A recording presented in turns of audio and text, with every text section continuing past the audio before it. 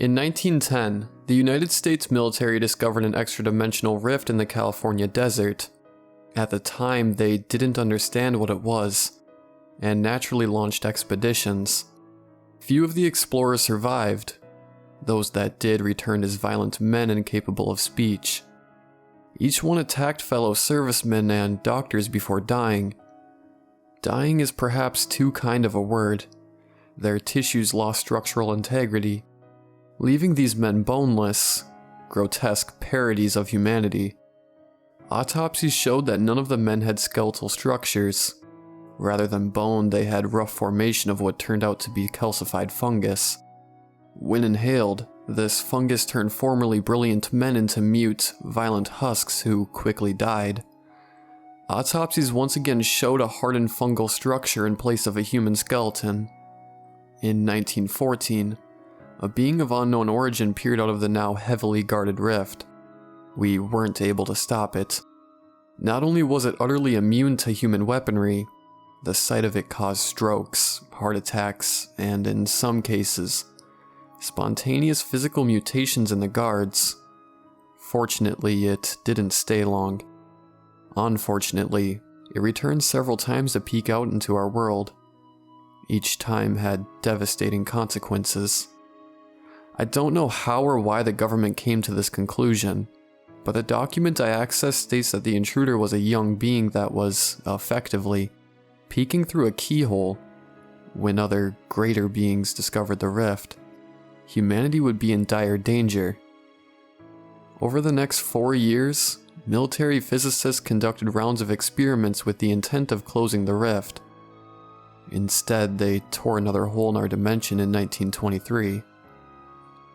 Pretend the walls that separate dimensions are reinforced steel.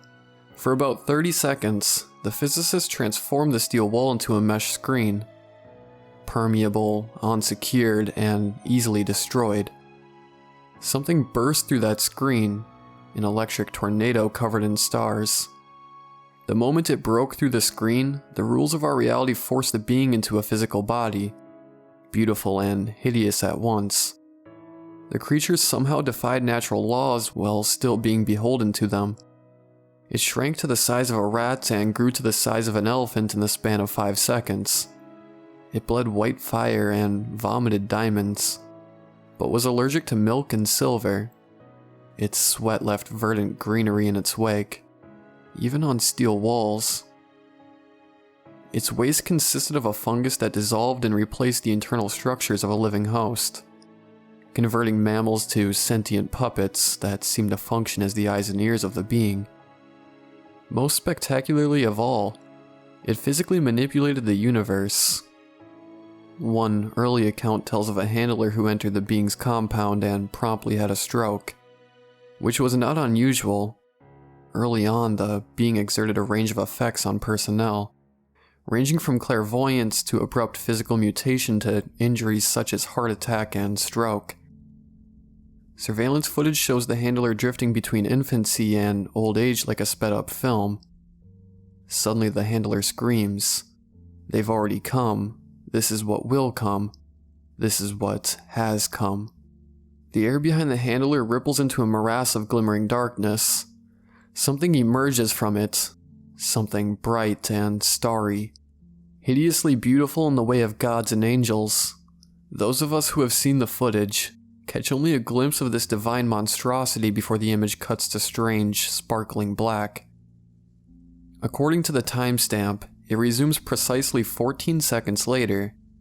All that remains of the handler is a raw, human-shaped pile of bone viscera.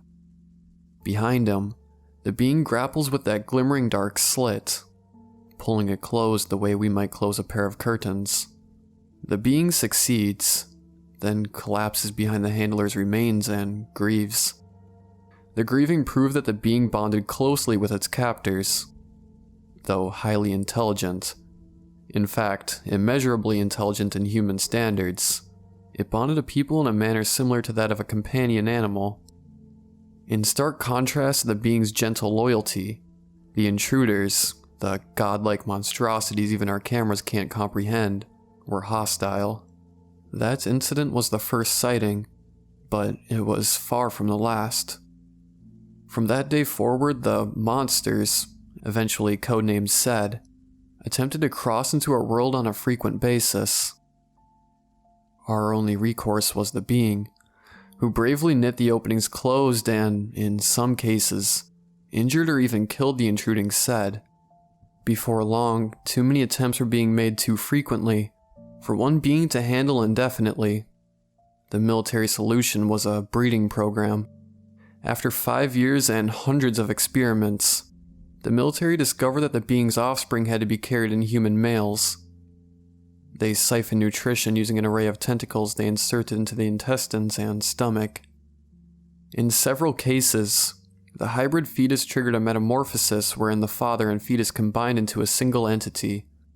These hybrids were uniformly male.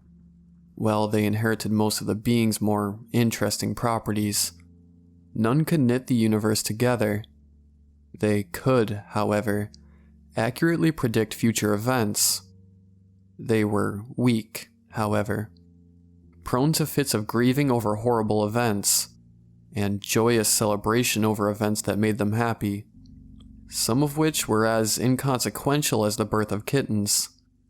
We referred to them as Roa.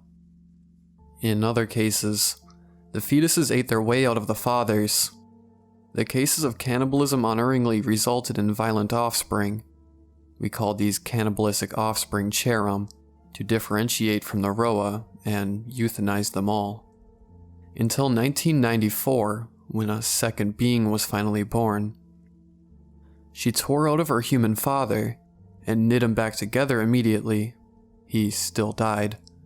After all, closing a wound isn't enough to heal the damage within. But the fact remains that her very first act was an attempt to heal her father. Shortly after her attempt to save her father, the world split open. I've seen the footage from 24 angles. A stark black line cracks the air and grows, morphing into a glimmering obelisk that spans floor to ceiling. A Sed emerges. We see a glimpse of it, a titan made of stars and teeth and reptilian eyes, before the cameras go dark. We waited for the inevitable breakout of the Sed, but it never came. When we finally received permission to investigate, we found the Sed, paralyzed and half concealed, in its portal. The being and its daughter stood before it, feverishly attempting to knit the portal closed. This was the first indication we had that the being couldn't actually be trapped. It had deigned to let us imprison it, but could escape whenever it wanted. I don't have time to ponder this for long. However, I caught a glimpse of the Sed. Its skin pulsated under the lights. Blinding snakes of mercury, writhing around rivers of oil-slick black and banner-like undulations that reminded me of the aurora borealis. Eyes blinked at me, alien and fearless and full of a blank, impersonal rage. Nauseous vertigo overtook me. I spun around and faced the wall, struggling to ignore the maddening harmonic chime of the universe closing up again. The sound echoed through me, making my bones vibrate and my blood cells sing. What happened? I asked. The being can speak, but it cannot speak to us. Only a few have heard the voice of the being. The few that didn't die of stroke ended up unable to hear anything but echoes of the being's voice, which drove them to suicide. So, for several decades, the being communicated by manipulating matter in a way that I can only describe as puppet shows. Rough approximations of people, places, and things that told a story the being thought we would understand. This particular puppet show showed a cannibalistic fetus, a Cherum, eating its way out of its father's back. It crawled out and grew until it was a man with starry skin and eyes like the sun. A rocket came and bore it away to another planet. It looked up, roaring, as the air around it shuddered and exploded into 1,000 glimmering holes. Seds flooded from these holes. The starry man killed them, rending these incomprehensible gods limb from limb. Then he fell to his knees and consumed them all. The image evaporated into smoke, which writhed until it formed the first written message ever delivered by the being. Cherem, kill the Sed, but you kill the Cherem. At that moment, the Sed shuddered and its mouth opened. A hallucinatory, multicolored darkness flooded from its jaws and spilled through the room like a tsunami. I found myself hurtling through the darkness like a scrap of paper in a riptide. Like paper in water. I was dissolving. I could feel it. My bones rubberizing and my tissues stretching thin, pulling apart into thin, inconsequential tatters. Then hands plunged from my ruined form, warm and small and terribly painful. The next thing I knew, I was on my back in a birthing chamber. That pain intensified, overtaking all of my senses. I sat up, looking for the source, and screamed. My legs were flayed piles of Azshara in which grayish, hole-filled bone gleamed. That is the last image I have. My bare bones, coated in gore before waking up in a hospital. I will be honest, I didn't expect to wake up. The kind of knowledge with which I've been entrusted exacts a terrible price. I wasn't entirely wrong. They only kept me alive because the being had bonded so closely to me, and they felt like I might be able to coax it back to US territory. You see, after rescuing me and knitting the rift, the being and its daughter, who researchers named Azshara, fled. Remember, we weren't actually capable of imprisoning the being. It just allowed us to do it out of its boundless, incomprehensible devotion to its handlers. We don't know why it fled, although researchers believe it's because the being somehow realized we were killing the Cherem. Perhaps the being had parental feelings towards them. Perhaps it was simply heartbroken that we were slaughtering our own protectors. It doesn't matter. What matters is that the being left us. It came back 2 years later without Azshara and immediately asked for me. I was brought in immediately.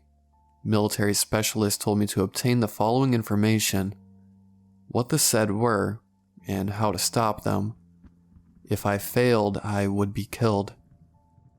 I expected to die. Hundreds of personnel over several decades had failed to extract this information from the being. Why would I be the one to succeed? Even though I was terrified, my reunion with the being was strangely wonderful. It grieved over my injuries and our sustained separation, then lay at my side. We luxuriated in each other's presence for many hours. Then smoky tendrils shimmered into being and formed the words. The Sed finally understand they cannot open your earth while my children live. Instead, they will open your sky. Where do they come from? I asked. What are they? You will not understand. I believe this, but understanding wasn't my prerogative. Survival was. Tell me anyway. The being hid its face and began to tremble. You will hate me. I could never hate you. I did not come to love you. I am not meant to love you. I only love you because your reality makes it so. What do you mean? I asked. They are the rest of me. The being was right. I didn't understand. Neither did anyone else. No one ever would. The being never communicated again. In December of 2015, US intelligence confirmed that Azshara was at a secure compound in Russia's far north. Russia quickly developed its own, rather more successful, breeding program. They keep Cherem but euthanize Roa. Funny how that worked out. 6 weeks ago, the Roa all broke out into hysteria. They wept and screamed for hours, throwing themselves against the walls. Several perished. Finally, we obtained the information that was distressing them so. We have opened the stars. The next day, a Sed attacked a Russian nursery full of Cherem. As the being predicted, it came from the sky, from outer space. The being immediately portaled to the Cherem and fought to the death. Its sacrifice was not in vain. It immobilized the Sed long enough for the Cherem to eat and kill it. The being quickly decomposed into a small mountain of flowers and fungus. Over the following days, Roa became even more hysterical, throwing a sustained fit of maddened despair centered around one piece of information. We are one. We have come. We are one. We have come. The Roa then killed each other. They suffocated, strangled, and beat one another to death in the course of 2 minutes. According to our intelligence, all of the Russian Cherem died last week, following an episode of mass psychosis. Autopsies revealed that all of their skeletons had been replaced with a hardened, calcified fungus. The people who performed the autopsy died in similar circumstances. Mindlessly violent, with fungus in place of bones. As of yesterday, the Russian compound appears abandoned, a dark fungal mass choked with flowers, a curiously beautiful blight in the Siberian tundra. We've found Azshara. She is prepared to die for us. She's half human, after all. This is her world. She'll close rifts on Earth and in space until it kills her. She doesn't know what the being truly was. No one does. It was meant to be our enemy. Why did it give us Cherem to kill it? Roa to reveal it, and Azshara to save us. No one even knows what the Sed are. We only know they are opening our skies. Contrary to released information, the government's been in space for quite a long time. Naturally, we're launching attacks against the Sed. Without Cherem, I don't think we have a chance, but Azshara is willing to try. The government is willing to send her into space to close the rifts, and it is willing to put soldiers and spacecraft to bomb the Sed to death. It sounds ridiculous, putting a demigod on a rocket ship. The worst part is, even if it works, there's nothing to do about the fungus. The being was right. I don't understand. I don't think anybody ever will.